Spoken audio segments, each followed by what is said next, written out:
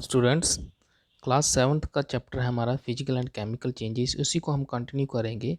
तो आज हमारा जो टॉपिक रहेगा वो है rusting of iron.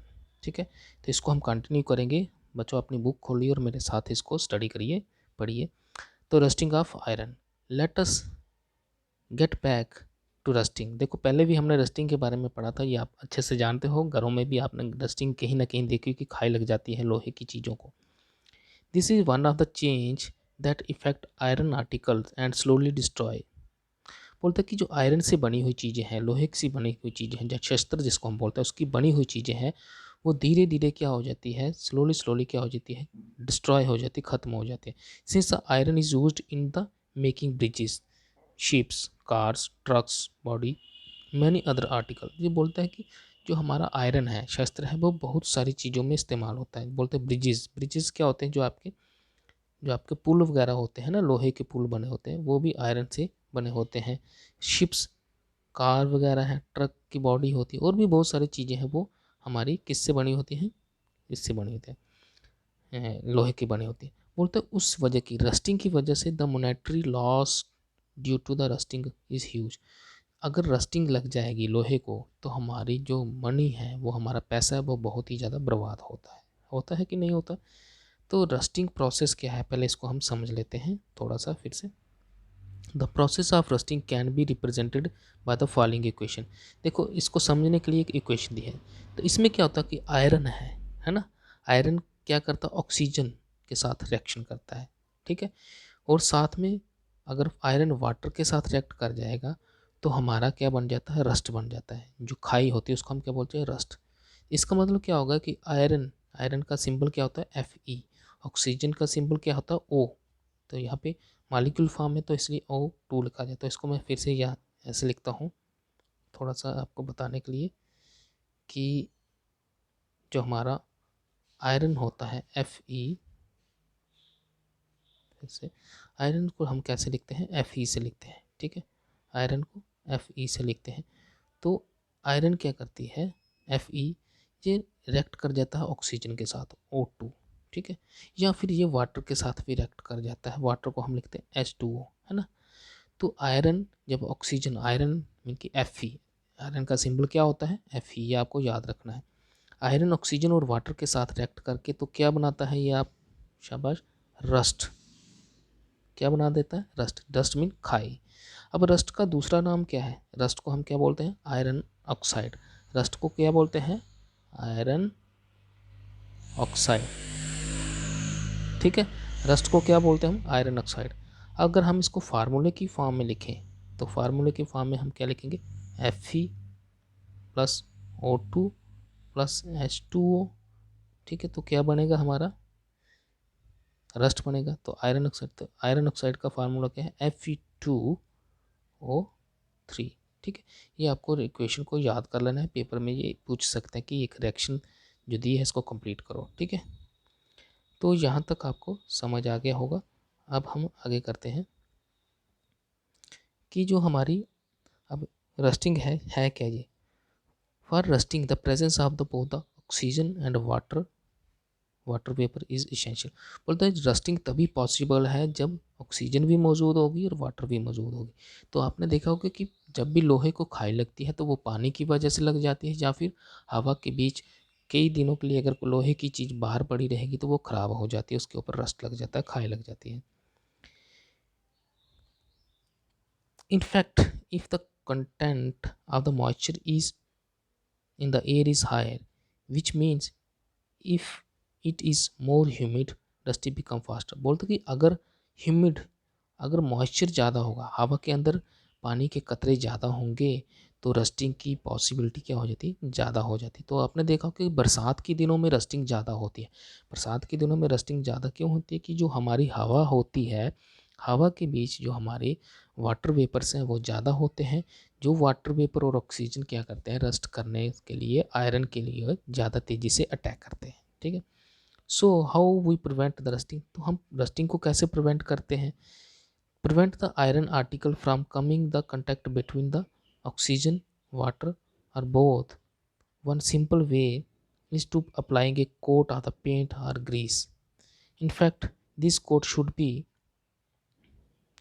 applied regularly to prevent the rusting. The another way is deposit a layer of a metal like chromium zinc on the iron. देखो ये बोलते हैं कि रस्टिंग से बचाने के लिए, अब रस्टिंग से बचाने के लिए हमारे पास दो तरीके हैं और हम इन दोनों तरीकों को आराम से समझते हैं कि कौन कौन से तरीके हैं। तो इसको देखते हैं कि रस्टिंग को हम किस तरह से बचा सकते हैं। तो ये बोलते हैं कि रस्टिंग से बचाने के लिए हमारे पास दो तरीके हैं। मान लो कि रस्टिंग है, तो पहला तरीका क्या है कि अगर हमारे पास ये लोहे की चीज़ है, तो लोहे की चीज़ जब ऑक्सीजन के कांटेक्ट में आएगी, ठीक है, या फिर वाटर के कांटेक्ट में आएगी, तो इसको खाई लग जाएगी, है ना। तो हम क्या करेंगे, इस खाई को बचाने के लिए हम क्या करेंगे, इस लोहे की चीज़ के ऊपर हम क्या करेंगे, लोहे की चीज़ के ऊपर पेंट कर देंगे, ठीक है।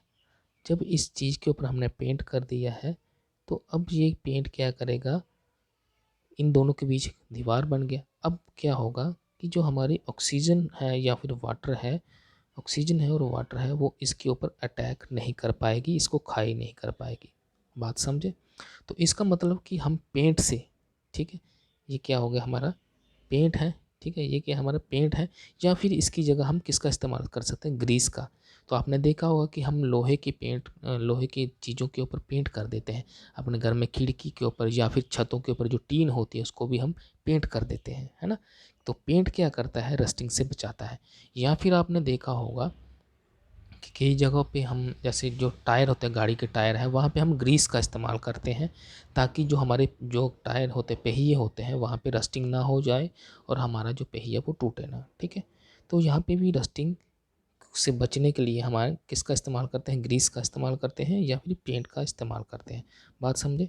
तो दो चीज़ों का इस्तेमाल किया जाता है, कौन कौन सी, ग्रीस का या फिर पेंट का कोट का इस्तेमाल किया जाता है। ओके, बात समझे बात।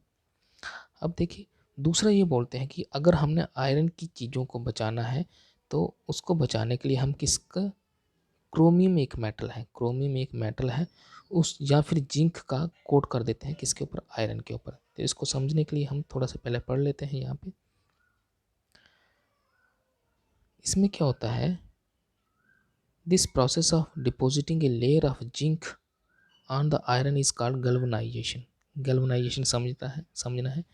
The iron pipe we use in our home carry out the galvanized to prevent rusting। अब देखो गैल्वेनाइजेशन क्या बोलते कि अगर लोहे के टुकड़े को रस्टिंग लगती है तो उसको दूसरा मेथड क्या है बचाने के लिए। तो इसमें हम क्या करते हैं, मान लो कि हमारे पास एक आयरन का टुकड़ा है, फिर से समझो, एक तो हो गया पेंट, दूसरा हम क्या करते हैं, आयरन भी एक मेटल है, हम क्या करते हैं एक दूसरा मेटल लेते हैं। मान लो कि हमने एक दूसरा मेटल लिया, उस मेटल को हम क्या करते हैं इसके ऊपर कोट कर देते हैं, ठीक है, मेटल की कवरिंग। देखो ये नीचे वाला मेटल कौन सा हमारा आयरन है, तो उसके ऊपर हमने एक दूसरा मेटल चढ़ा दिया। अब ये दूसरा मेटल कौन सा हो सकता है, ये बोलते हैं कि ये जिंक हो सकता है या फिर क्रोमियम हो सकता है, ठीक है। कौन से दो मेटल हो सकते हैं, जिंक हो सकता है, जिंक या फिर क्रोमियम हो सकता है, ठीक है। यानी मैंने पूरा नहीं लिखा यहाँ पे, जिंक या क्रोमियम की कोटिंग हम क्या करते हैं आयरन के ऊपर कर देते हैं, समझे बात। जिंक की या फिर क्रोमियम की कोटिंग हम क्या करते हैं आयरन के ऊपर कर देते हैं। तो जब हम जिंक की कोटिंग आयरन के ऊपर कर देते हैं, जिंक की कोटिंग हम आयरन के ऊपर करेंगे तो उस प्रोसेस को हम क्या बोलते हैं, गैल्वेनाइजेशन। तो ये बोलते हैं घरों में जो पाइप आप इस्तेमाल करते हो पानी के लिए, लोहे की पाइप, तो वो गैल्वेनाइज्ड होती है, उनके ऊपर जिंक की कवरिंग की जाती है, इसलिए वो ज़्यादा देर तक काम करती रहती है और वो इतनी जल्दी से रस्टिंग नहीं होती है उनके ऊपर, समझे बात।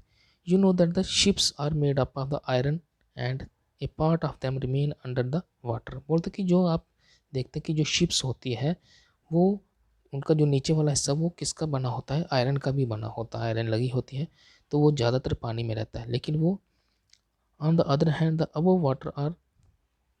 above the water the drops keep clinching to the ship's outer surface। अब ये बोलते हैं कि लेकिन फिर भी क्या होता है कि जो बाहर वाला हिस्सा होता है या उसके नीचे वाला हिस्सा होता है वो पानी के कांटेक्ट में होता है। तो पानी में क्या होता है, साल्ट होता है, तो वो salt, the salt water make the process of rusting formation fast. तो साल्ट की वजह से जो लोहे के बने हुए हिस्से होते हैं शिप के अंदर, उनको रस्ट लगना शुरू हो जाती है। ठीक है, therefore the ship suffer a lot of damage from the rusting in spite of being painted. बोलते हैं इसलिए जो हमारी शिप्स होती है उसके अंदर बहुत सारी रस्टिंग हो जाती है। So much so that the fractions of the ships iron has been replaced every year. इसलिए ये बोलते हैं कि बहुत सारी जो शिप्स आती हैं उनके बीच जो आयरन के हिस्से होते हैं उनको हम हर बार रिप्लेस करने पड़ते हैं। Can you imagine the monetary loss to the world. बोलते हैं कि अगर हम हर साल सोचेंगे तो शिप्स जो कि आयरन लगी होती है, तो अगर हर साल हम उसको चेंज कर देंगे तो हमें कितना नुकसान होता होगा पैसों का। ठीक है, यहाँ पे एक है छोटा सा टॉपिक, बोलते हैं कि stainless steel is made by mixing the iron and carbon and metal like chromium, निकल and magnesium, it does not rust. जो हम घरों में इस्तेमाल करते हैं स्टील, ठीक है, तो ये बोलते हैं कि स्टील किस तरह से बनती है। तो स्टील कैसे बनती है कि जो स्टील होती है इसके अंदर हम क्या डालते हैं, स्टील जो घरों में बर्तन इस्तेमाल करते हैं, तो बोलते हैं इसके अंदर आयरन होती है एक, ठीक है, ये आयरन होगी। दूसरा क्या होता है, कार्बन। तीसरा है कौन कौन से मेटल, क्रोमियम का इस्तेमाल करते हैं, निकल का और मैंगनीज का।